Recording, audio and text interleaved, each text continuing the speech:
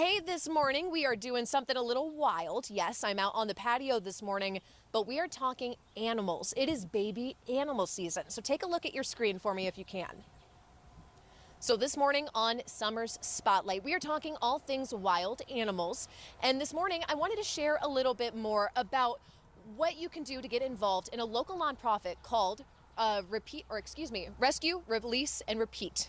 I know, I'm still getting all the R's correct this morning. It's a Tuesday. So joining me now is Rachelle Marshman with our sweet little friend, Zena.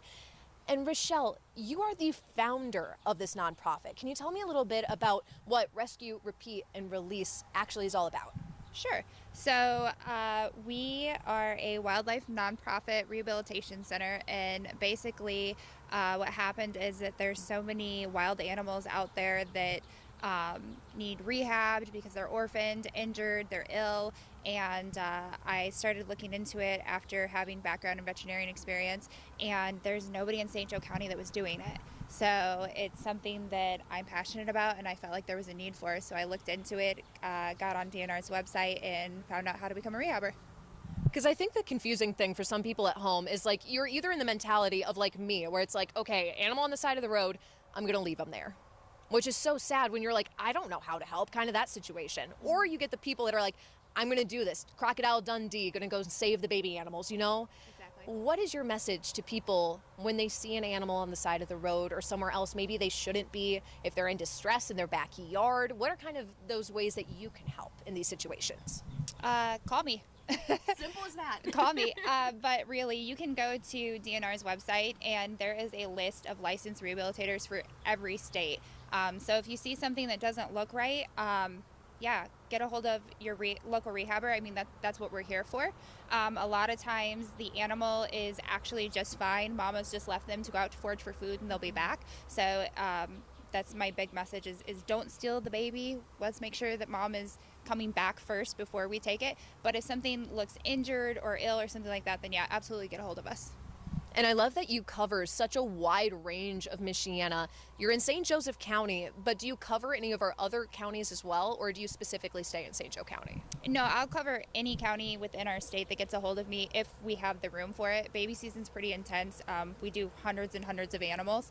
But if a different county needs help, like I'm going to do everything that I can to take care of them. It just so happens that I'm the only licensed rehabber on DNR's list in St. Joe County. So you're really our hometown girl to save animals.